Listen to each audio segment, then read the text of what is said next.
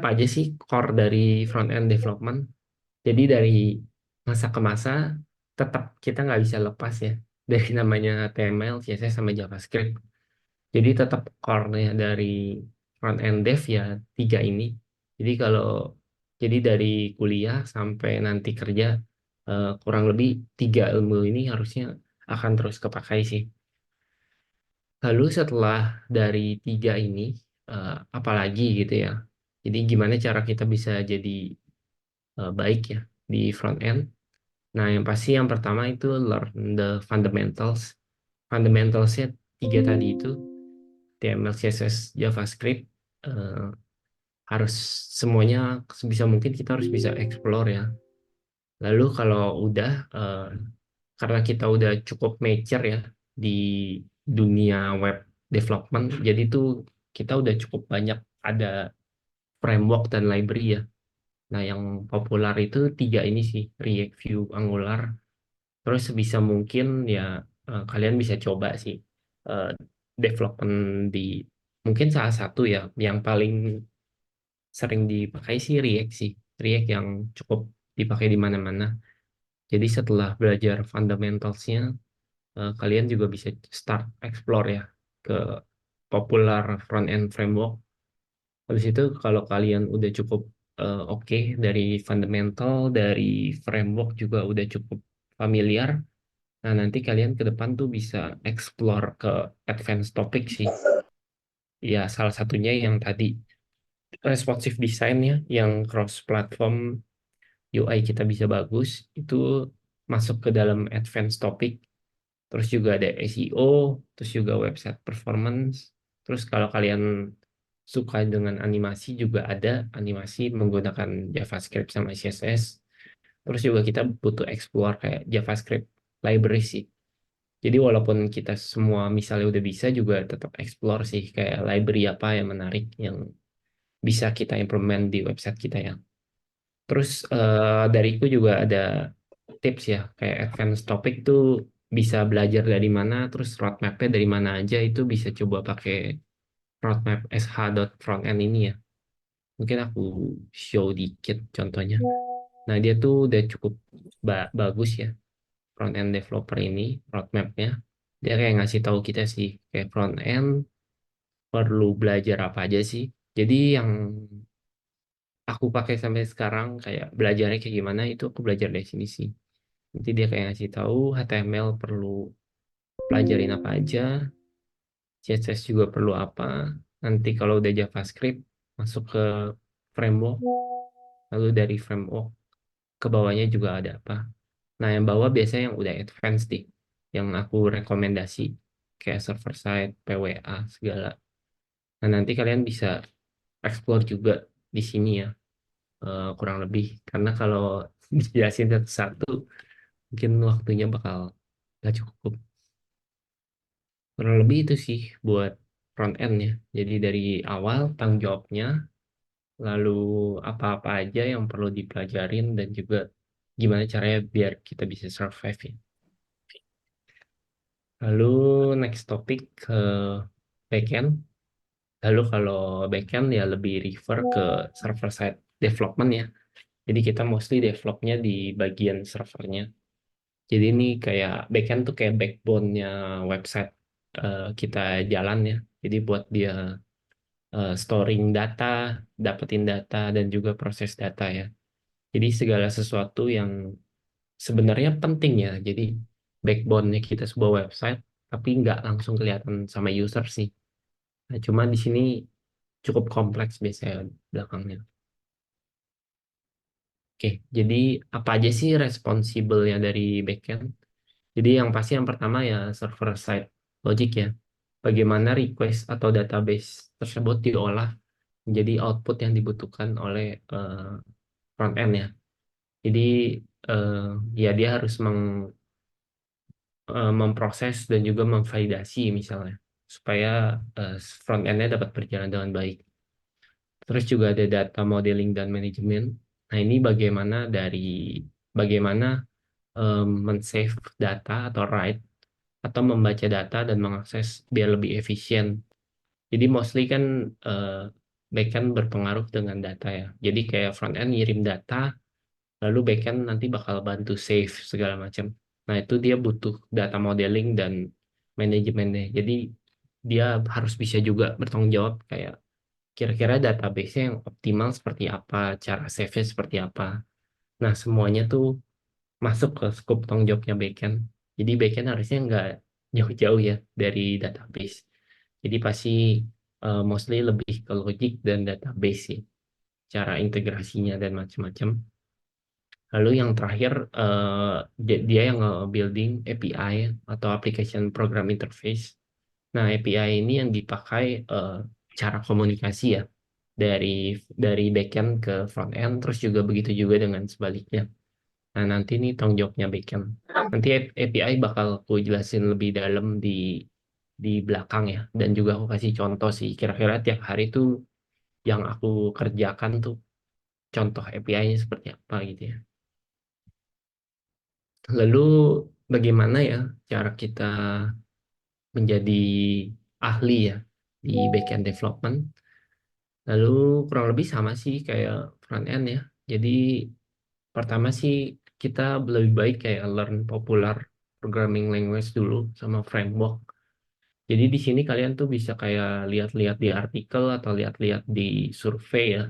Biasanya aku lihat di survei sih, kayak Stack Overflow tuh kadang suka bikin survei tahunan kayak apa sih popular programming language sekarang atau enggak yang ke depan bakal banyak yang pakai apa. Nah, biasanya bisa start dari situ sih. Nah, cuma dari sini aku kasih contoh yang kemarin aku cek yang paling populer ya. Nah, itu dia sekarang tuh ada Goleng. Ini Goleng dipakai juga di Tokopedia dan Gojeknya. Itu mereka mostly beberapa pakai Goleng.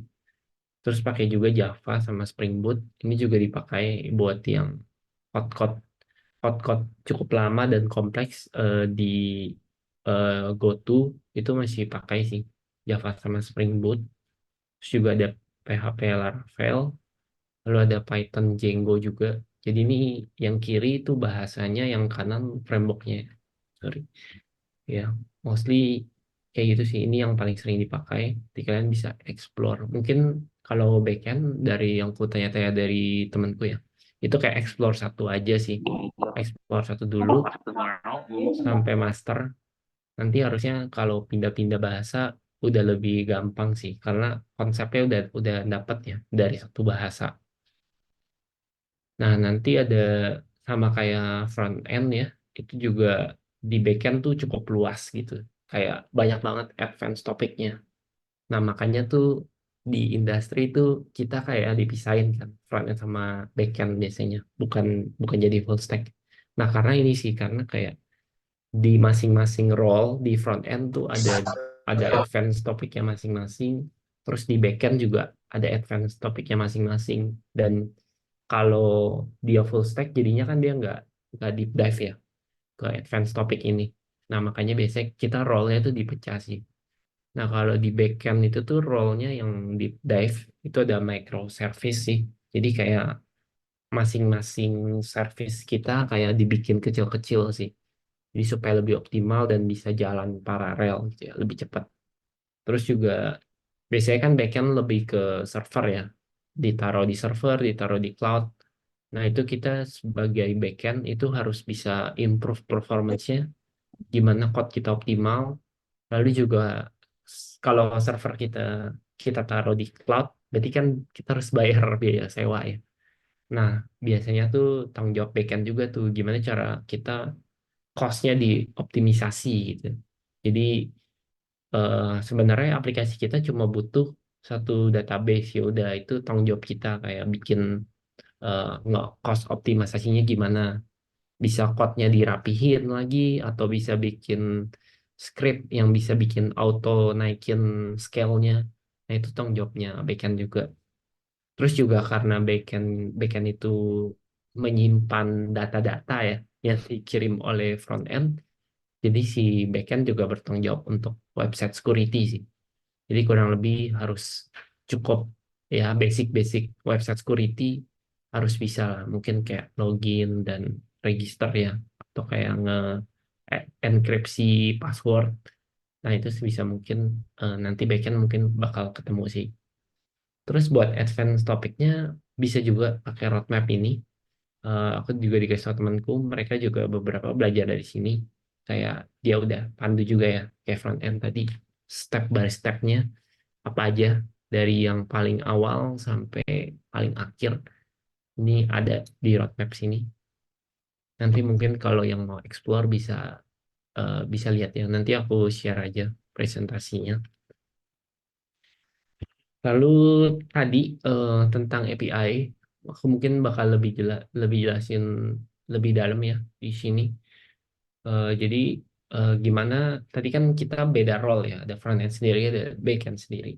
Nah, berarti kan antara front end dan back end harus bisa komunikasi ya, harus bisa sync supaya aplikasinya kita itu bisa jadi. Nah, itu kita pakai namanya API ya, atau standarnya ini. Jadi API itu by definition kurang lebih kayak bridge ya, dan yang dapat menyambungkan dua software engineer to talk each other. Jadi bisa sharing data and task easily without needing to understand how they both work inside. Jadi lebih kepada bisa dibilang kayak kontrak ya. Jadi kayak aku kasih ini, nanti backend kasih ini, bodo amat gitu. Front end-nya bakal ngodingnya kayak gimana, si backend juga bakal ngodingnya kayak gimana. Pokoknya ada kontraknya. Jadi nanti eh, masing-masing bisa sesuai gitu ya. Nah, mungkin biar lebih gampang analoginya. Jadi dulu waktu awal itu aku juga nggak langsung nangkep. Jadi waktu itu sama seniorku di kantor lama, dia kayak ngasih analogi sebuah restoran, dan jadi cukup lebih mudah untuk pahamnya. Nah, mungkin aku mau coba kasih analogi yang sama ya, biar siapa tahu bisa lebih gampang nangkepnya. Jadi anggap kita ada sebuah restoran gitu ya. Nah, restoran itu kan besar ya. Anggap itu sebuah website kita, atau anggap kayak produk gitu ya. Anggap Tokopedia gitu, sebuah website besar. Lalu pasti di sebuah restoran ada tiga komponen ini ya, tiga komponen utama ini. Yaitu pasti ada customer, ada front end, terus ada waiters atau di analogi sebagai API kita. Lalu ada chef ya, atau anggap sebagai backend. Nah, anggaplah customer masuk sebuah website ya, masuk sebuah restoran, terus dari front end, misalnya dari customer ingin pesan ayam gitu, ayam kentang gitu ya misalnya. Nah, dari sisi customer itu dia nggak harus bisa tahu cara masak ayam atau cara goreng kentang kan. Dia dia hanya perlu tahu, oh aku cuma mau makannya ayam dan makannya kentang gitu. Nah, berarti dia hanya perlu request ke waiters atau via API. Jadi dia nge-request ke pelayan, aku mau ayam dan mau kentang gitu. Nah, yaudah nanti dia request ke sini. Nah, dari API ini nyambungin ke chef ya, atau ke backend. Nah, nanti dari chef, nah dia yang harus ngerti cara ngegoreng ayam, cara ngegoreng kentang. Nah, dia yang harus ngerti. Nah, nanti dia buatin eh, ayam rek- dia buatin requestnya si customer, atau bikinin requestnya si front end, nanti dikirim balik via API. Nah, nanti waiters bakal ngirimin ke customer. Nah, jadinya si customer eh, bisa makan sesuai yang dia request ya. Jadi kurang lebih API kayak di tengah-tengah ini sih. Jadi waiters ya, dia ngasih tahu menunya. Jadi dari backend ada API apa-apa aja. Lalu dari backend juga bakal ngasih lagi ke front end. Terus kalau basic API proses sebenarnya dibagi dua ya. Dia ada request sama response. Request itu yang dari anggap dari front end atau dari user ya, yang request something ke backend. Biasanya ada 4 macam sih. Yang sekarang dipakai juga di GoTo juga pakai kurang lebih 4 ini aja sih. Jadi yang get, jadi dia nge-request sebuah data. Terus kalau post biasanya kita ngirim data ya. Misalnya ada form, biasanya kita ngirim ke backendnya via post request. Terus kalau delete bisa pakai put. Lalu kalau sorry, update pakai put. lalu delete itu buat nge-remove data ya. Terus kalau response tuh balikan dari requestnya. Jadi yang server balikin aja ke UI ya. Bisa ngirim data, bisa ngirim apapun gitu ya. Lalu contohnya gimana? Nah ini yang aku pakai juga di Blibli, di GoTo juga semua pakai kurang lebih standarnya kayak ini. Ini contoh aja. Contohnya sebuah mahasiswa ya. Jadi contoh kita ada anggaplah ini kayak sebuah kampus gitu ya. Nah, di mana dia bisa melihat student.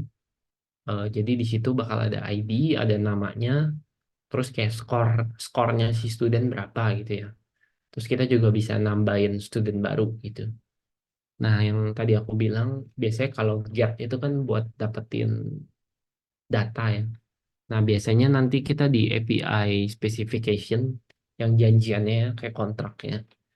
Biasanya kita janjian kayak nanti bakal ada API find all student, metodenya get, terus URL-nya apa. Biasa URL-nya tuh ada backend, bisa juga ada API, student, terus all gitu ya. Nah, nanti kita janjian kayak backend-nya bakal balikin datanya dalam bentuknya kayak gimana.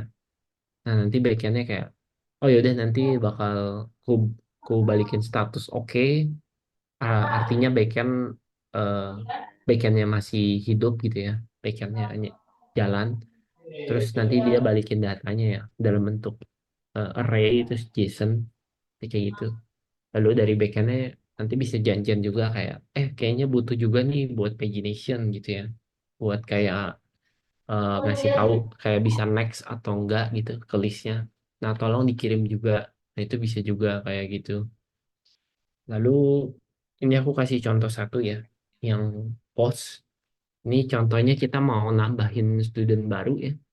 Biasanya sama kayak HTTP metode kita specify di awal karena kita mau add tadi harusnya berarti pakai post ya.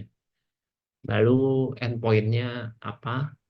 Contohnya kayak kayak endpointnya mau backend student, terus kayak butuhnya apa? Berarti kita butuhnya name sama score ya biasanya. Biasanya ID itu yang generate si backend ya, karena kan ID itu harus unik dan karena biar unik berarti yang generate harus dari database-nya kan. Nah, biasanya kita hanya perlu kirim name sama score. Nanti backend bakal ngasih tahu, oh, oke, gitu. Berarti kok oke, datanya udah masuk ke database. Terus kalau failed juga bisa. Ini contohnya yang failed, biasa kita janjian juga kayak error errornya tolong di specify ya ke front end. Karena kan front end nggak tahu apa-apa ya. Front end cuma taunya kirim data aja. Nah, biasanya kita bisa janjian di sini juga kayak validasinya error gitu atau apa. Ini contohnya kayak field name cannot cannot be left empty. Ini contohnya karena formnya itu diisi kosong gitu. Nah, itu kita bisa janjian di sini juga example dari API kontrak. Nah, ini yang sekarang saya pakai ya di GoTo kurang lebih sama sih kayak ini API kontrak. Oke, hmm. Mungkin tadi ya buat pengenalan web development di industri ya. Sekarang kita masuk ke eh, topik kedua. Ini yang cukup menarik ya.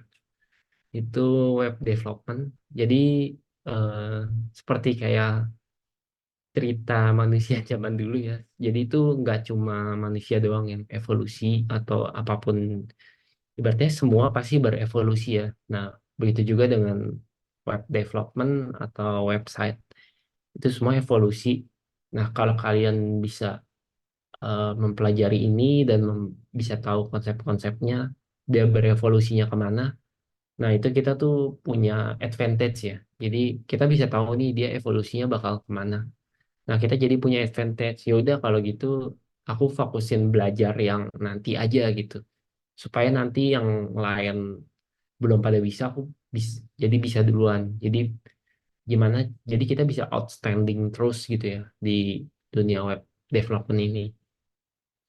Nah, mungkin sedikit background, mungkin beberapa mahasiswa atau nyoban juga mungkin pernah lihat ini ya, diagram ini. Jadi itu sekarang tuh kita ada beberapa era web ya. Jadi pertama ada era Web 1, read only static, terus ada era Web 2, read write interaktif. Nah, itu sekarang kita di Web 2. Terus ada juga yang Web 3, tapi ini masih feature sih di Web 3. Itu kayak read write trust verifiable. Jadi bisa dibilang tuh bukan cuma manusia doang yang berevolusi, tapi web juga berevolusi. Jadi kalau kalian bisa mempelajari ini, bisa tahu konsep ini, ya semoga kalian bisa outstanding ya, bisa terus apa, bisa terus dapat kerjaan, bisa terus karirnya naik ya. Kalau kalian bisa tahu ini. Terus mungkin aku bakal jelasin satu persatu ya, kurang lebih konsepnya. Oke, jadi web 1 atau static web. Jadi ini era tahun 1990-an ya, mungkin sampai 2000 awal. Jadi aku sendiri waktu itu masih SD ya. Jadi mungkin belum banyak internet juga, jadi belum terlalu ngalamin ini. Cuma dari yang aku baca-baca, itu web one itu tuh kurang lebih ya lebih ke statik aja sih. Atau kayak orang istilahnya banyak bilang tuh kayak large Wikipedia ya. Jadi read only content where user were consumer ya, rather than contributor. Jadi mostly kayak kita baca koran aja, ya udah kita cuma bisa baca, nggak bisa nulis apa-apa gitu. Terus simple website with limited interactivity and multimedia content. Jadi hampir nggak ada ya zaman dulu. Kayak ada animasi, multimedia tuh hampir nggak ada zaman dulu. Cuma kayak static aja. Terus web pages were built using basic HTML and basic styling ya CSS. Dan juga yang aku baca-baca juga karena zaman dulu internet cuma bisa diakses via desktop ya. Jadi mostly websitenya tuh ya udah desktop aja gitu, nggak perlu pelajarin responsif dan lain-lainnya. Aduh, kehapus. Jadi web web one teknologi itu sebenarnya bentar. Nah, ini harusnya. Nah, jadi sebenarnya web one teknologi itu basically itu cuma dua ini gitu. Jadi kalau kita hidup, anggaplah ya kita hidup di zaman 1090 dan juga kita sebagai software engineer atau web engineer, ya kita cukup menguasai dua ini nih, kita udah bisa survive nih. Karena mostly zaman dahulu teknologinya kan cuma statik ya. Jadi ya udah kita cukup pelajarin dua ini, bisa dua ini, harusnya sampai kapanpun kita bakal terus dibutuhkan ya. Karena teknologinya memang hanya dua ini. Lalu kita masuk ke Web 2. Nah, cuman nih yang masih early banget ya. Masih mungkin 2024, 2022 ya. Zaman-zaman Facebook masih baru awal launching. Jadi web web 2 itu the social web, orang-orang pada bilang. Jadi marks the transition from static to dynamic and collaboration on the internet. Jadi bisa dibilang pas kita udah web 2 tuh udah lebih dynamic, terus lebih kolaborasi juga di internet. Nah, kolaborasi seperti apa? Anggaplah ya kayak Facebook ini, kita bikin profil Facebook, kan kita bisa ngisi biodata kita sendiri ya.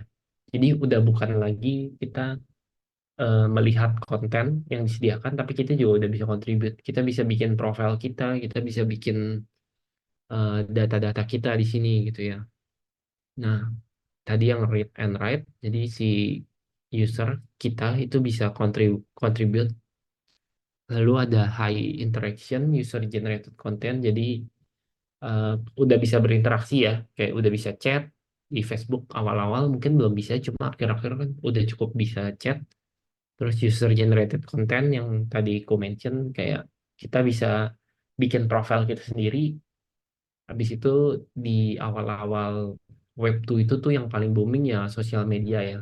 Awalnya dari Friendster, terus akhirnya ke Facebook, terus ada MySpace segala macam itu bermunculan ya.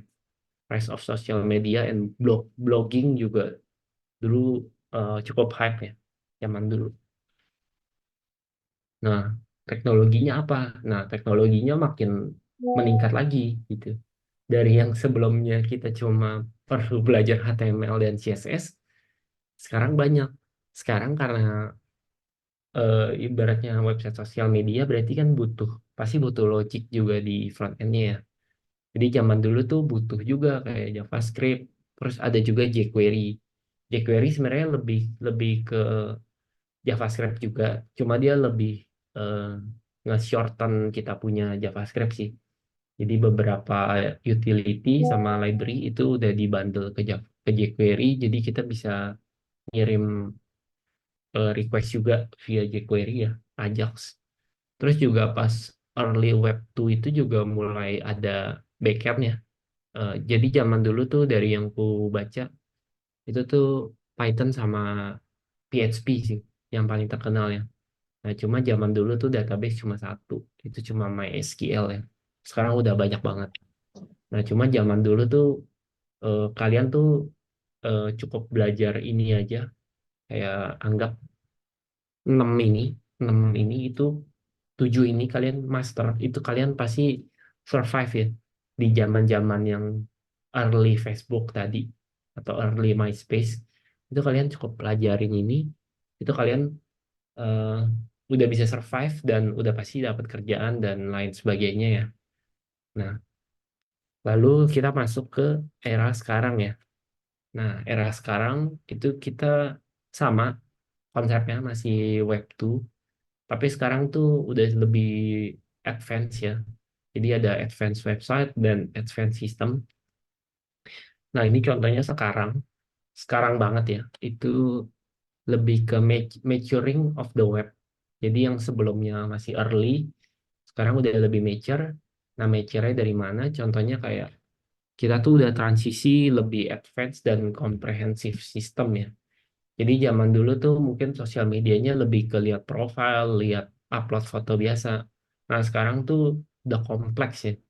Contoh kayak Instagram, TikTok itu kan bisa dibilang cukup kompleks ya, sistemnya cukup banyak, banyak logik dan macam-macam. Terus juga ada multimedia gitu. Multimedia tuh maksudku tuh kayak Netflix, Spotify gitu.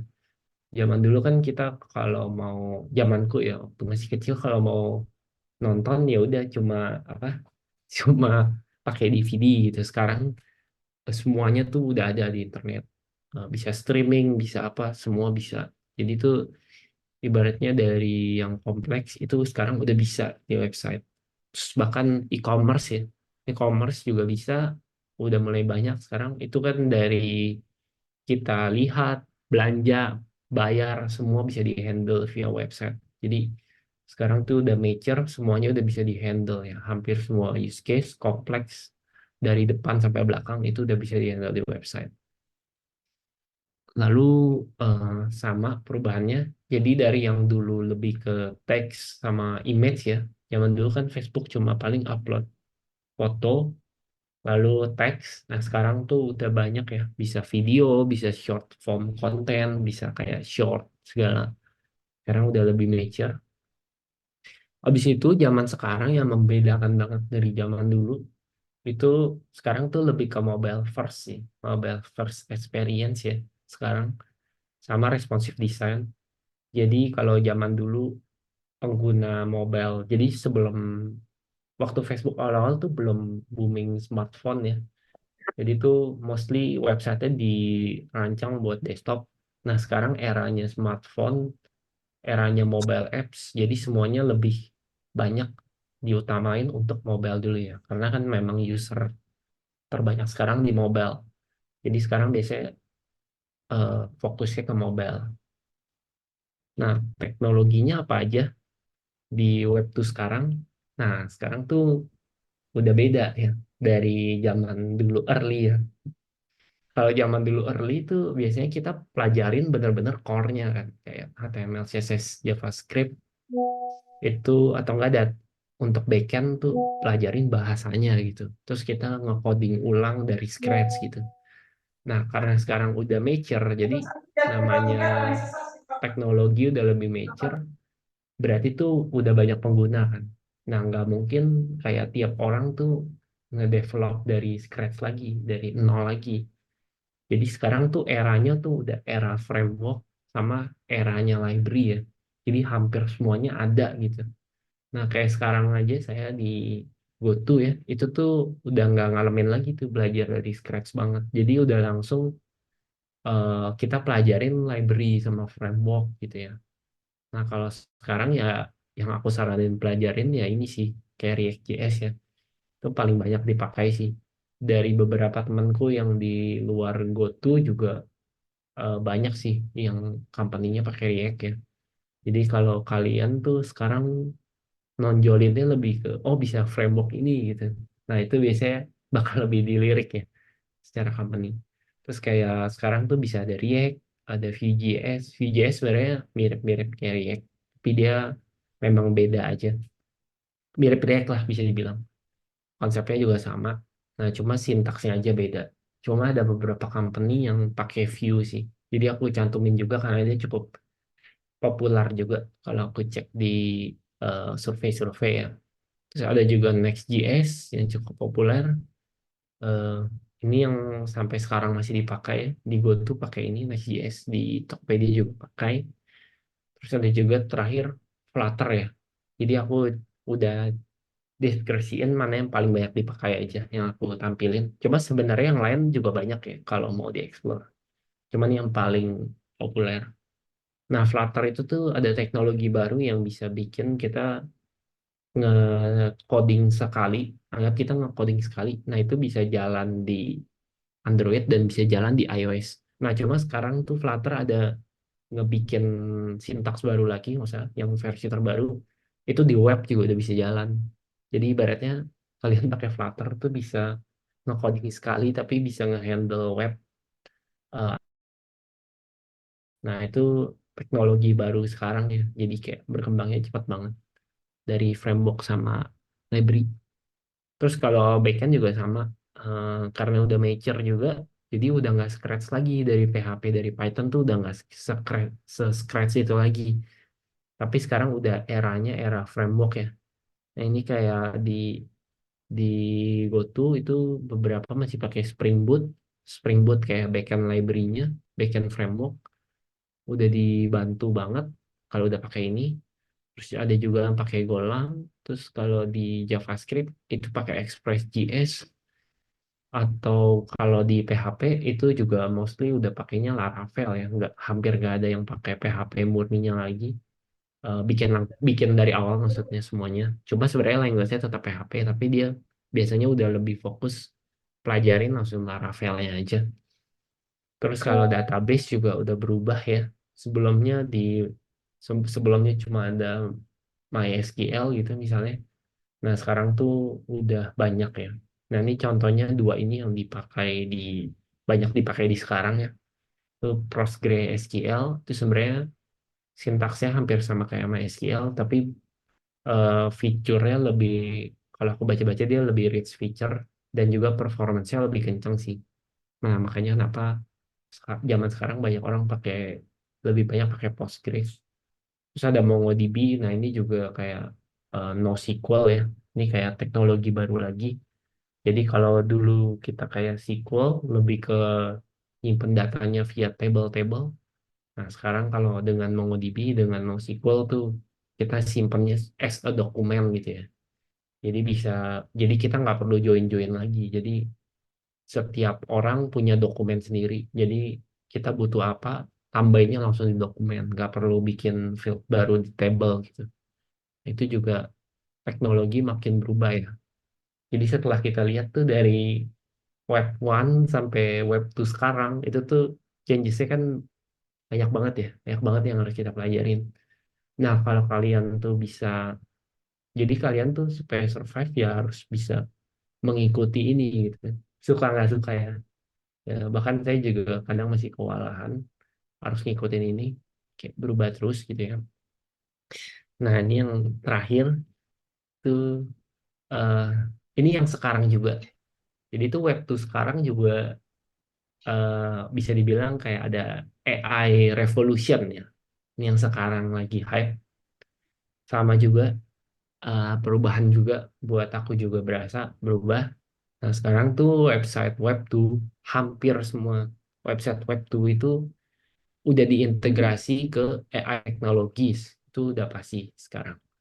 Nah, jadi AI role in enhancing user experience, personalization content. Jadi itu AI-nya kita itu sekarang udah dipakai buat kayak ningkatin experience user, terus juga nggak personalize content. Nah ini contohnya kayak gambar di sebelah kanan itu, kalau kalian tahu itu FYP TikTok ya, apa For Your Pets TikTok. Itu salah satu penggunaan AI juga. Jadi dia nggak personalize. Gimana caranya algoritmanya tuh bisa sesuai dengan yang kita mau. Itu termasuk ke AI. Itu Web 2 yang dikombin dengan AI itu jadilah kayak FYP TikTok. Terus recommendation juga sama. Kalau kita anggap kita ke Tokopedia, ke Shopee, ke Amazon, itu pasti kayak bisa aja gitu. Dia bisa nebak gitu. Kita bisa mau belanja apa. Nah itu ya pasti recommendation. Nah, recommendation itu nggak mungkin manual dikasih sama admin gitu ya. Nggak mungkin manual, pasti pakai AI. Nah, makanya nih kayak bisa dibilang kayak AI juga revolution. Terus yang terakhir yang paling terkenal ya chatbot ya. Kita via browser bisa chattingan sama bot gitu. Bisa kita kita via browser bisa chat sama ChatGPT. Nah, itu berarti kayak web tuh kita tuh udah changing lagi ke AI revolution. Nah, teknologinya apa aja itu ada tiga ini sih yang terkenal ya. Tiga ini itu kalau kalian tertarik ya, itu bisa kayak TensorFlow, PyTorch, dan Hugging Face. TensorFlow dan PyTorch ini sebenarnya sama aja, dia kayak eh, teknologi buat machine learning, terus bisa deep learning juga. Cuma TensorFlow lebih ke Google ya. Contohnya tuh kayak yang aku baca-baca kayak Google Google Search, terus Gemini dan rekomendasi sistemnya YouTube DKK itu semua pakai TensorFlow ya buat bisa munculin recommendation dan segala macam. Itu semua pakai ini TensorFlow. Terus PyTorch sama aja, cuma dia lebih ke sintaksnya, sintaks Python ya. Kalau misalnya ini bisa dua-dua ini bisa dihubungkan juga ke web ya. Dan misalnya kalian bikin recommendation system, machine learningnya bisa pakai dua ini, terus nanti websitenya ya udah pakai teknologi yang biasa. Terus kalau Hugging Face ini dia kayak buat eh, download model-modelnya ya. Jadi kayak misalnya kalian mau nge-learning, nge-bikin machine learning tertentu, itu kalian bisa nggak perlu bikin modelnya dari awal, bisa download juga via Hugging Face. Nah ini yang aku juga masih explore sih sampai sekarang. Cuma belum sempat. Cuma yang aku udah coba tanya-tanya temanku dan segala macam ya harusnya tiga ini sih yang sekarang paling dipakai ya. Ini kalau kalian mau terus survive ya sampai era era AI gitu. Kalau kalian bisa tiga ini terus bisa nyambungin ke internet, itu kalian pasti cemerlang lah ya, udah pasti. Masih soalnya setiap company pasti sekarang butuh butuh tadi ya, bisa butuh chatbot, bisa butuh FYP gini. Kalian kemana aja pasti ada AI. Jadi kalau kalian bisa tiga itu, pasti kalian bisa survive sih di era Web.0 ya yang dengan AI ini. Terus ada lagi eranya Web 3. Tapi ini kayaknya masih future banget sih. Masih future banget. Dan di Indo kayaknya belum terlalu. Mungkin kalau di luar negeri yang aku baca-baca udah cukup banyak sih implementasinya. Cuma kalau di Indo masih belum, dan harusnya dia nggak menggantikan peran Web 2 sih. Lebih lebih ke jalan beriringan aja harusnya.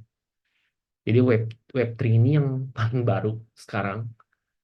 Jadi ini Pace aim to return ownership and control over data back to user ya. Leverage teknologi like blockchain, decentralization, transparansi, security, and privacy. Nah, jadi kenapa sih ada yang namanya blockchain dan Web 3 ini?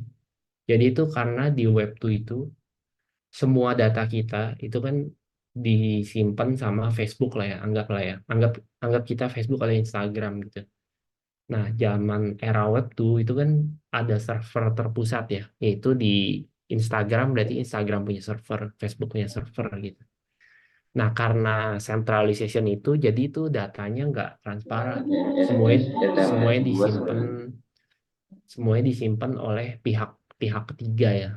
Nah, karena itu jadi suka kayak datanya bocor, datanya breach, atau enggak transparan. Nah, si Web3 ini dengan teknologi blockchain ini men-solve itu sih, men-solve isu privacy dan trans.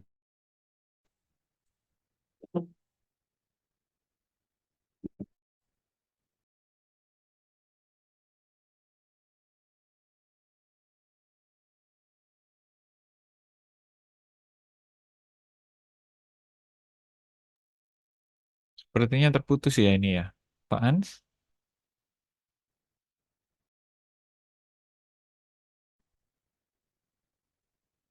eh, Halo, sorry, Iya, kepotong ya. iya keputus kayaknya Oh barusan. ya, coba aku share screen dulu. Iya, Oke, udah kelihatan ya. sudah, sudah. Oke, oke, balik dikit ya. Jadi dari yang sebelumnya eh, semuanya disimpan di pihak ketiga, sekarang jadinya kita lebih centralized ya. Masing-masing kayak ada blok ya, masing-masing memvalidasi transaksinya misalnya. Di situ kita juga di Web3 ini kita in charge ke personal informasi kita ya. Habis itu online identity kita jadi lebih aman karena kita yang nyimpan semuanya di dalam blockchain. Habis itu lebih private daripada sebelumnya. Habis itu eh, beberapa keunggulannya itu kita bisa pakai kayak decentralized apps, bisa juga decentralized finance ya. Jadi kita nggak rely on big company lagi. Jadi contohnya tuh ya udah kalau udah ada di apps ya udah kita yang megang datanya gitu, nggak perlu harus ada pihak ketiga yang berjalan di belakangnya. Nah sebenarnya teknologi ini lebih ke lebih ke dua ini sih intinya ya, ke blockchain tadi dan ke cryptocurrency ya, ke kriptografi sorry. Jadi ini teknologi baru di dunia web ya, yang cukup baru. Jadi anggap aja kayak sekarang kan lagi heboh ya kriptonya, tapi sebenarnya itu semua itu teknologi sih. Jadi jangan lihat ini sebagai aset investasi aja, tapi lebih lihat ini sebagai ini teknologinya kalau kalian bisa tuh sangat ini banget gitu, opportunity besar banget gitu. Nah sebenarnya teknologinya tuh anggap aja sebuah blockchain ya. Jadi dari analogi yang simpelnya, jadi aku tuh cukup susah juga nangkepnya. Jadi paling gampang tuh nangkepnya via analogi ya, kayak yang tadi API gitu. Jadi analoginya itu anggap ada digital Iya untung notebook nggak ya. harus kan.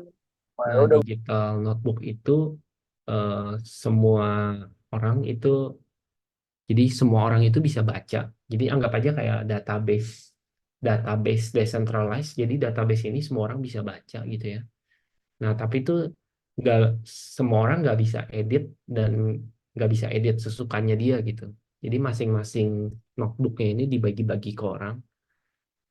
Habis itu, nah ini kan kayak when someone add a note, a new note. Jadi ada orang yang mau hack gitu atau apa.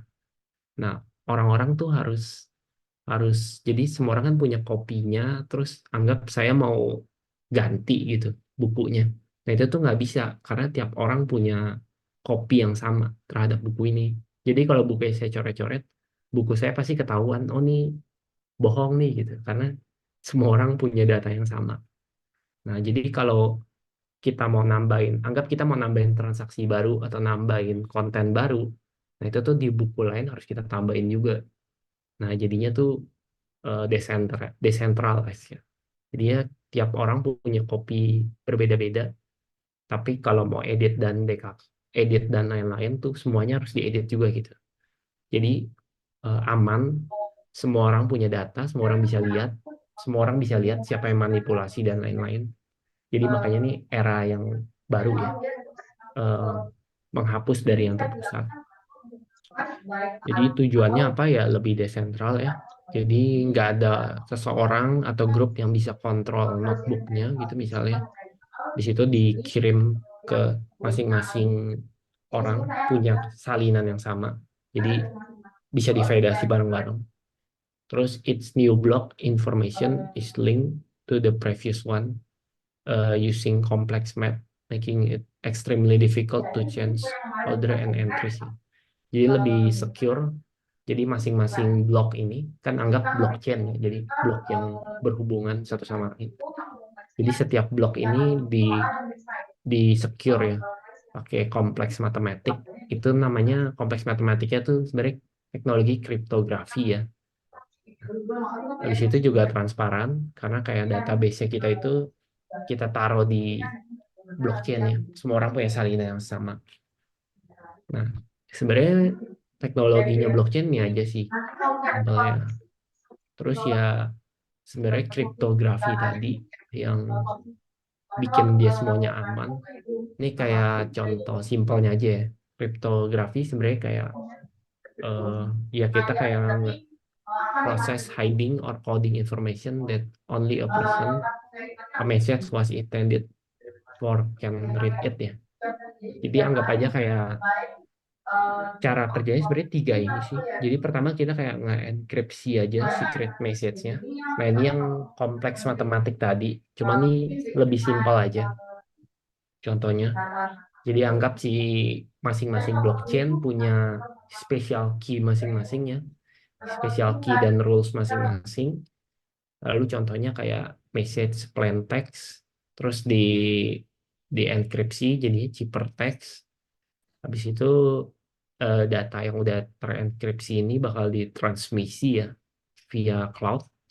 Habis itu nanti si penerima kalau mau baca ya perlu dienkripsi lagi. Kurang lebih kayak gitu sih. Sebenarnya sesimpel ini aja teknologinya. Nggak cuma matematiknya cukup tiap blockchain itu beda-beda sih. Nah, lalu penggunaannya apa? Nah, kalau sekarang sih eh, yang cukup hype ya sekarang itu NFT sama game sih. Jadi kenapa ya karena ibaratnya foto kita atau item item di games kita kita taruh di web ya, kita taruh di blockchain. Jadi itu ibaratnya nggak bisa dimanipulasi kan. Kayak sekarang kan anggap saya foto gitu. Nah fotonya saya upload ke Facebook. Nah itu kan nggak ada yang bisa validasi ya ini fotonya asli atau apa gitu.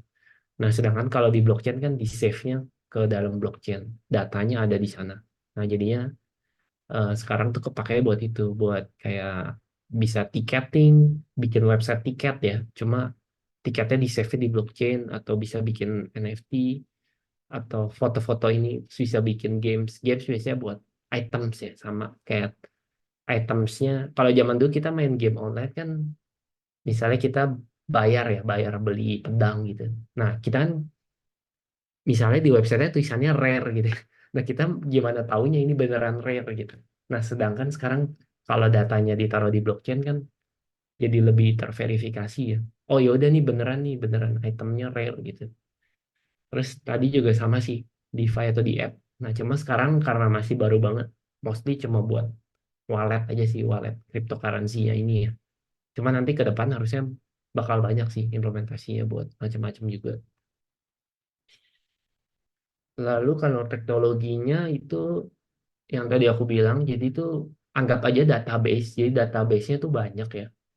Nah, kalau yang paling tua itu ya blockchain, Bitcoin, sorry. Jadi Bitcoin itu punya blockchain-nya sendiri. Ya udah berarti kalau kita mau transaksi mau apa ya udah nanti kita tulisnya ke blockchain-nya Bitcoin. Terus ada juga blockchain lain kayak Ethereum, terus sekarang mungkin ada juga Solana gitu ya blockchain-nya. Nah, masing-masing teknologi blockchain ini beda-beda. Jadi kalau kalian mau write di blockchain ini, mau read di blockchain ini, butuh pelajarin masing-masing blockchainnya.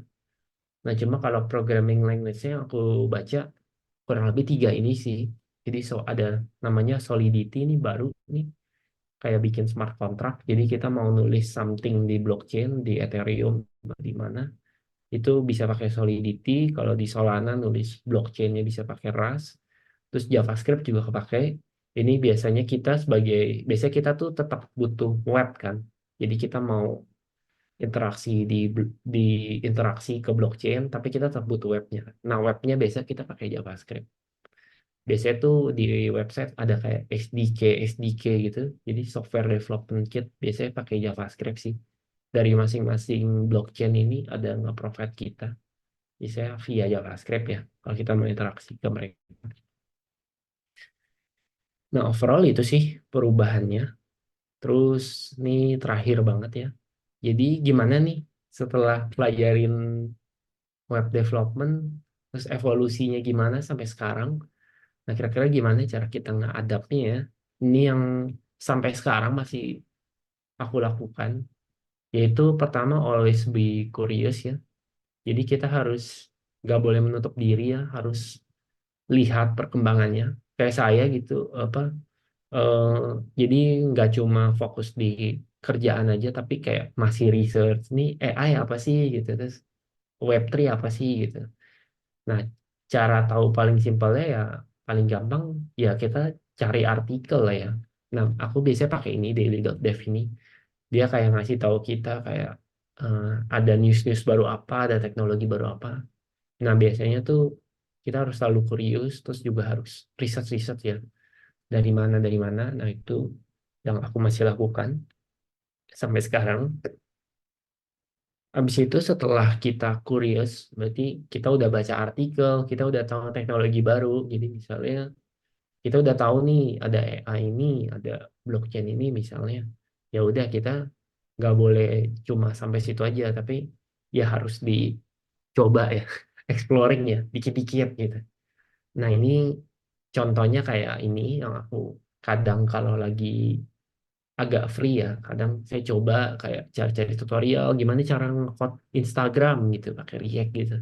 Ya udah coba aja exploring, coba nonton atau nggak coba ikutin coding. Nah, kadang suka kayak gitu sih.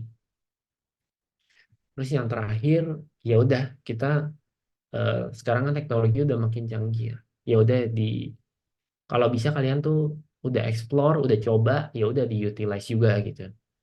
Anggap kayak sekarang ada ChatGPT, ada Gemini, ya udah mereka bisa jawab dengan cepat tanpa kita harus googling-googling, ya udah diutilize aja, dipakai sebisa mungkin. Nah, contohnya sih yang aku pakai ya ChatGPT, aku kadang pakai Gemini juga kadang pakai buat research. Terus juga kita juga ada kayak Midjourney sama Stable Diffusion ya.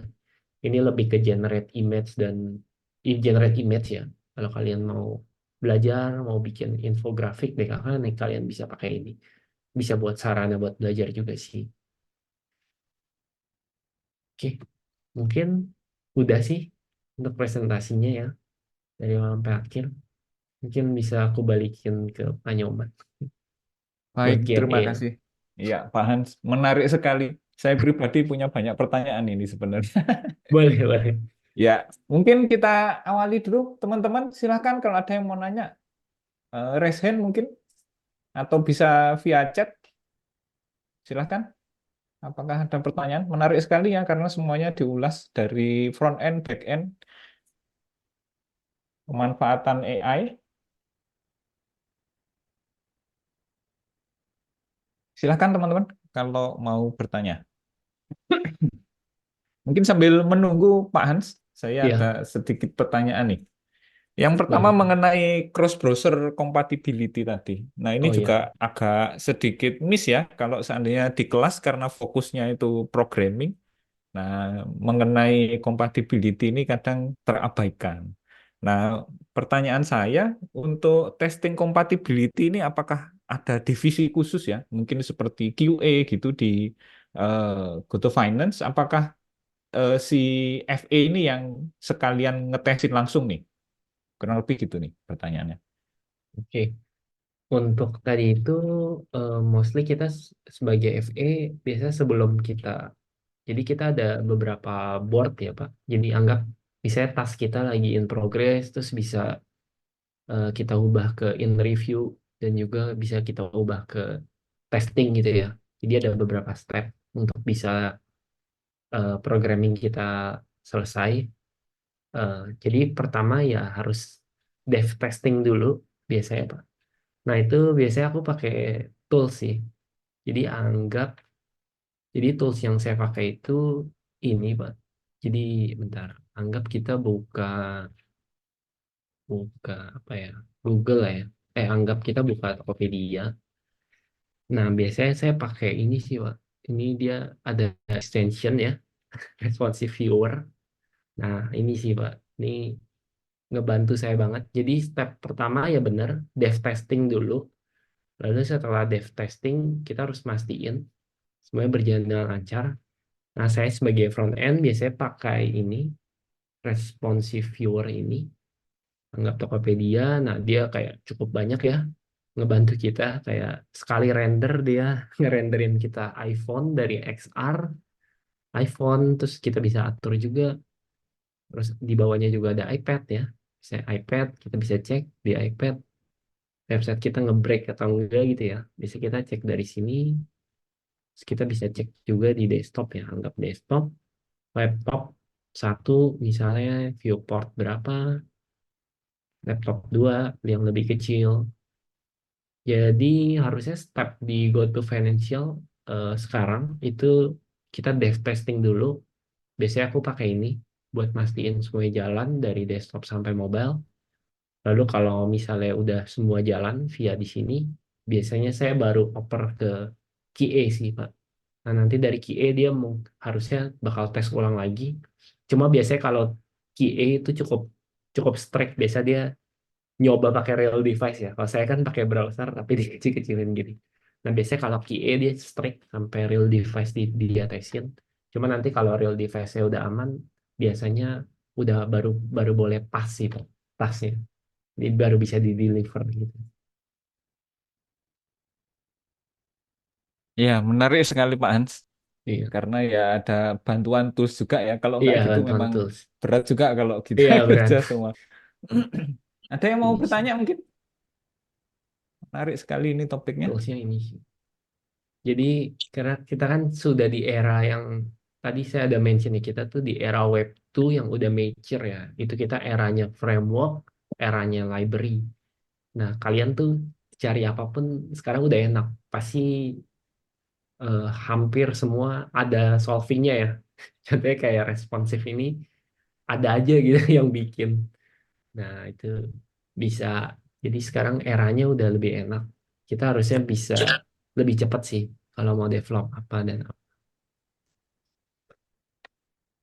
Iya, berarti kalau saya tangkap ya dari keterangannya Pak Hans, berarti di GoTo Finance tetap pakai Scrum gitu ya Pak? Ada backlog-backlog gitu modelnya. Iya, pakai Pak. Pakai. Oh, gitu ya, teman-teman. Jadi sebenarnya model Scrum itu juga di kantor bakalan kepake. Jadi mungkin teman-teman untuk yang sedang di matkul software engineering itu ada Agile, mungkin bisa diperhatikan karena nanti di dunia kerja juga akan tetap terus terpakai. Nah, kemudian menarik sekali Pak mengenai yang website roadmap.sh tadi. Jadi saya kira teman-teman nanti seandainya ada yang belum apa namanya ada gambaran mengenai karir ke depan karena kan website tadi sebenarnya juga banyak sekali kebagi ada front end, back end, Hmm, ada QA juga yang masih berhubungan sama website, ada DevOps juga mungkin Pak yang iya, mengenai development ada ada. CI/CD dan sebagainya. Jadi sebenarnya dunia per websitean itu sangat luas sekali. Iya. Di sini Nah, ini cukup lengkap sih ada. ya saya kira ini akan membantu teman-teman untuk mencari eh, passionnya mungkin Pak ya. Jadi kalau seandainya mau tertarik kemana. Kemudian kalau seandainya untuk logging, Pak, untuk monitoring, itu kalau seandainya ada error atau something gitu, apakah ada sebuah mekanisme untuk menangkap log-log kalau seandainya ada yang eh, error atau nggak beres gitu? Ah,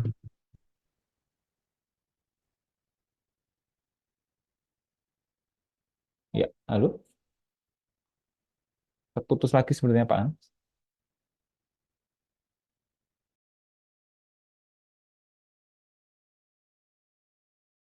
Teman-teman boleh disiapkan dulu ya. halo, maaf Pak, di rumah mati apa, listrik Oh iya. boleh hilang apa pertanyaan? Ya, eh, ini dari mahasiswa dulu Pak ya, saya akan membacakan. Nah ini untuk back end, nge-showcase project-nya itu kira-kira gimana ya? Kalau front end kan secara bentuk portofolio itu kan terlihat atau terpampang gitu, kita bisa demokan. Nah kalau back end itu untuk project-nya gimana tuh untuk nge-showcase?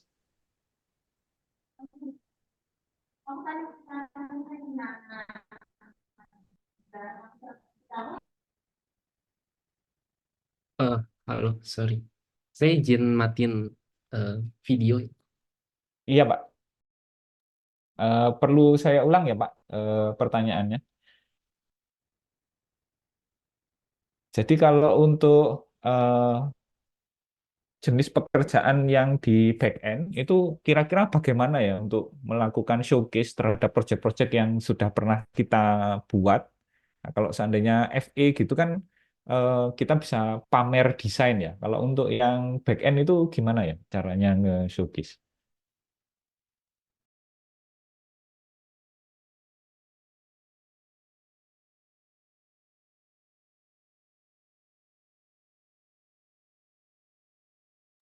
Ya, sepertinya terputus lagi, teman-teman. Mungkin kita tunggu sebentar ya.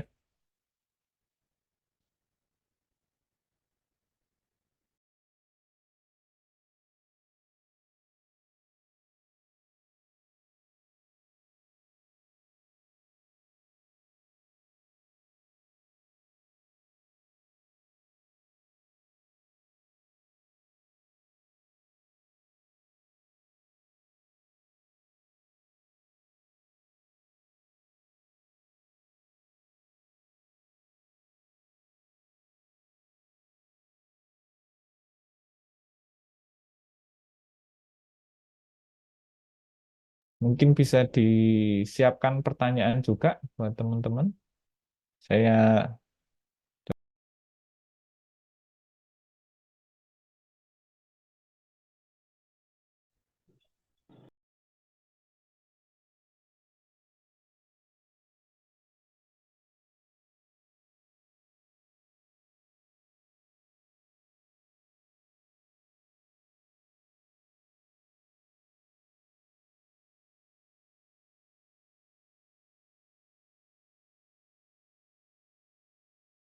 Ini terputus ya Pak Wira ya.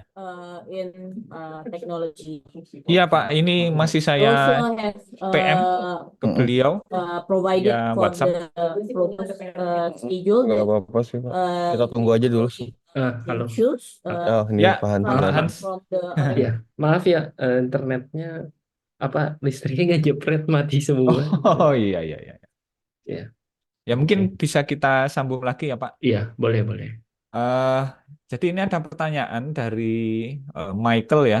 Itu Iya. kalau seandainya kita pakai atau menjadi tipe yang back end itu Hmm. untuk nge-showcase projectnya gimana ya Pak? Karena kan kalau misalnya front end itu kan kita bisa pamerin tuh Hmm. desain dan sebagainya. Tapi kalau untuk yang back end kira-kira gimana untuk showcase-nya?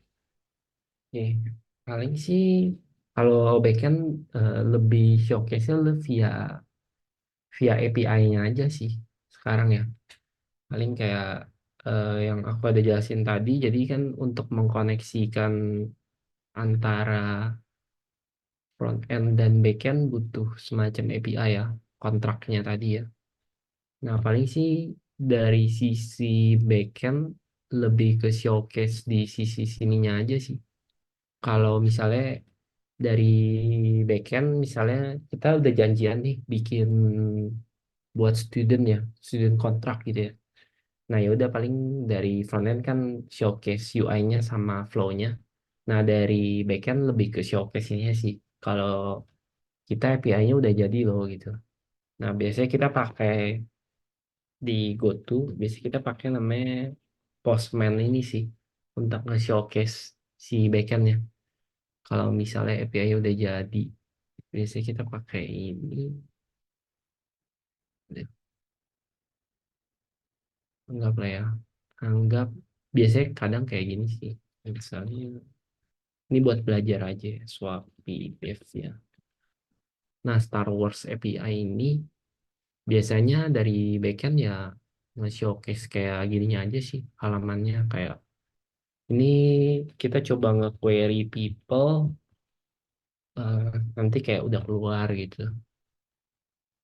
Nah, ini request apa nanti keluarnya kayak apa. Nah, harusnya showcase-nya biasanya sejauh ini aja sih. Terus kayak eh, people 2 nanti keluar juga datanya kan beda. Ini berarti orang kedua, orang ke satu. Biasanya dari backend lebih ke showcase dari sisi sininya aja sih. kalau dia misalnya udah kelar atau udah bisa dites sama QA. Jadi di GoTo itu kadang kalau workload QA-nya lagi cukup lagi cukup banyak itu, biasanya mereka langsung tes dari sisi UI-nya aja. Jadi supaya sekali tes aja. Tapi biasanya tuh harusnya kalau standarnya itu harusnya dari sisi backend sama sisi frontend-nya dua-duanya dites sih. Jadi dari backend tuh ditesnya via kayak API dari via gini sih showcase-nya ya. Kayak coba people 1, people 2 itu datanya keluar nggak, sesuai nggak dengan kontraknya.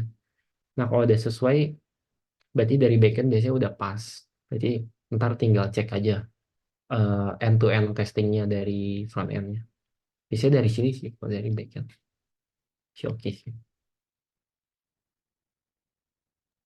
Iya, ini biasanya juga digunakan di dokumentasi ya, Pak Hans ya. Iya, Mungkin di kayak dokumentasi. Swagger gitu itu. Iya, Swagger. Iya, biasanya showcase-nya bisa via Swagger, bisa via Hmm, Postman. Nanti biar QA bisa ngetes atau front iya. end bisa ngetes. Termasuk security juga sebenarnya untuk testing endpoint ya, Pak, berarti. Iya, ada juga. Ada pertanyaan lain mungkin, teman-teman? Ya, sebenarnya kalau background saya DevOps, Pak Hans, jadinya Oh, saya juga iya. sedikit paham mengenai security untuk testing Oh, di iya. backend. Iya, ada security, terus ada apa? Di di pentest ya Pentest, kayak ya. tes tes di hit berapa 1.000 user gitu. Kadang Hmm. ada juga. Ada yang lain mungkin, teman-teman? Menarik sekali ini. Mumpung ada ahli. Oke, mungkin kalau untuk error handling, Pak, apakah ada semacam kayak monitoring log gitu? Mungkin biasanya kan kalau secara standar pakai Grafana atau something. Oh ya, ada sih, Pak. Itu biasanya pakai New Relic sih. Kalau saya ngintip Hmm. teman saya yang backend ya. Cuma monitoring lebih ke sisi backend ya. Saya jadi dari front end Hmm. nggak banyak dapat akses ya buat ngecek sampai server. Nah, cuma kalau saya suka lihat teman saya dia pakai New Relic sih, Pak, buat ngecek error-errornya. New Relic terus kadang dapat alert pakai PagerDuty gitu sih. Hmm. Wah, sudah lengkap sekali arsitekturnya, ya, Pak. Iya, iya, Nah, ini ada juga pertanyaan, Pak, mengenai iya, Web3 ya. Masa iya. depan industri web itu ya kira-kira sebagai ya early adopter ya. Itu kira-kira nunggu teknologinya itu sudah diadopsi massal, apakah kita semacam kayak piloting gitu. Jadi perlu belajar dulu sebagai pilot atau sebagai follower nih kurang lebih. Kira-kira Oke. gimana tuh ke depannya? Jadi sebenarnya kalau kalau bisa lebih baik sih, kalau bisa sih udah curi start dulu ya. Jadi sebenarnya bisa dibilang Web3 itu sekarang berkembangnya itu cukup pesat ya. Jadi udah banyak juga use case. Kayak yang aku baca-baca tuh, baratnya sekarang kan dunia terlalu centralized ya. Kayak Facebook megang data kita semua segala macam. Nah kita kan nggak yakin, kadang kan ada beberapa orang yang nggak yakin dengan privacy dan DKK. Nah menurutku sekarang kan mengarah ke sana. Tapi yang aku prediksi dan aku baca-baca itu dia nggak akan menggantikan Web2 ya. Jadi Web2 tetap aman aja, bakal jalan beriringan. Menurutku kalau kalian bisa ada waktu curi start dan lagi mau explore, menurutku nggak apa-apa sih kalau mau dieksplor.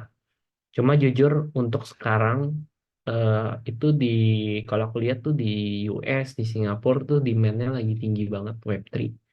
Cuma kalau di Indo menurutku masih kurang sih, masih kurang ada. Jadi mungkin kalau kalian bisa curi start, bisa bisa apa? Bisa duluan itu ya, antara kalian bisa coba-coba bikin NFT sendiri atau apa sendiri di Indo, atau mungkin kalau cari kerja di luar sih bisa banget sih, opportunity-nya banyak sih. Ya, gitu ya, Iya, kalau teman-teman. bisa curi start lebih bagus lagi. Iya, mungkin bisa Masih jadi ada. opsi sebagai remote worker ya, Pak.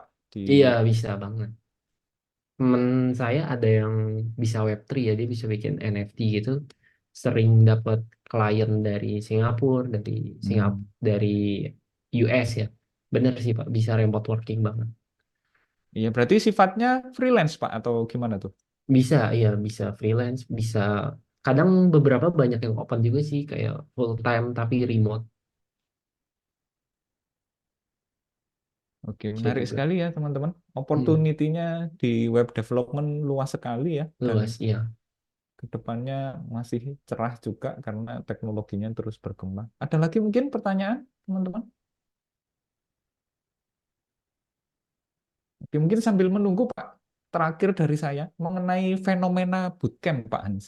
Hmm, Jadi kan kadang ada yang bukan orang IT tuh ngambil bootcamp untuk back end, FE. Nah, dari sisi company sendiri itu melihatnya seperti apa ya? Apakah oh ternyata hasilnya meskipun ini banyak bootcamp yang kuliah IT masih tetap unggul atau ternyata orang pertanian yang ngambil bootcamp IT ternyata juga bisa bersaing itu seperti apa ya kalau dari mata perusahaan nih? nih. Kalau dari kalau dari perusahaan sih sama sekarang ya. Paling sih saya kan juga pernah dulu bantu-bantu interview ya. Sebenarnya saya nggak tahu persis dari awal ya screeningnya kayak gimana ya dari sisi HR-nya ya. Itu biasanya kan pas udah nyampai di saya kan lebih ke apa? Lebih ke udah HR duluan ya, baru dibantu oleh saya dari sisi teknikalnya. Saya dan tim developer lain dari sisi teknikal. Nah, kalau dari saya dan developer lain ya, saya kan suka ngobrol juga. Itu kita nggak pernah terlalu lihat backgroundnya sih Pak. Jadi misalnya, oh ya dia dari BINUS, dari UI, dari bootcamp doang. Nah, sebenarnya kita nggak terlalu lihat dari sana sih. As long dia punya apa? Dia punya technicalnya oke, terus juga kayak yang sekarang kita lagi pakai dan dia bisa nguasain juga gitu. Pas di interview ditanya bisa, ya biasanya kita tetap bakal okein sih. Jadi sebenarnya sekarang opportunity-nya terbuka lebar sih. Jadi nggak harus, menurutku sih nggak harus kuliah juga sih. Soalnya kayak maksudnya nggak harus kayak universitas top banget gitu. Jadi as long kalian bisa menguasai apa yang bakal di interview, apa yang teknologi yang baru, pasti bisa aja sih dari mana aja. Cuma saya jujur nggak tahu sih kalau dari HR-nya ya. Soalnya kan dari HR dulu mesti lolos terus baru dikasih ke saya ya, ke user ya, kayak ke technical interview-nya. Nah, saya nggak tahu Hmm. tuh dari HR awal itu tuh nge-background check sampai kuliah dulu atau enggak, itu saya kurang tahu sih. Cuma kalau kita dari sisi technical, as long dia perform di technical ya, ditanya teknologi, ditanya coding, bisa. Biasanya kita oke sih, Pak. Nggak terlalu lihat ke sana. Iya, memang biasanya saringan terakhir ya Pak, technical interview. Kita harus Iya, demo perform. iya. Kalau untuk sertifikasi Pak, itu juga apakah dilihat atau mungkin seperti apa kalau seandainya Pak Hans ada pengalaman? Sertifikasi lumayan dilihat sih, Pak. Lumayan Hmm. dilihat. Beberapa pasti menentukan lah. Ibaratnya untuk bisa dapat sertifikasi kan pasti butuh effort ya. Hmm. Bahkan kayak Udemy segala kan sekarang ada kayak kalau kita udah lulus semua course Udemy-nya gitu kan kadang dapat sertifikasi juga kan. Nah, itu juga kadang dilihat juga sih. Oh, ini udah pernah nonton Udemy ini sampai habis atau apa. Nah, itu pasti dilihat sih Pak, pasti ada effortnya sih. Hmm. Ya berarti membantu melegitimasi skill ya kurang lebih. Iya, membantu.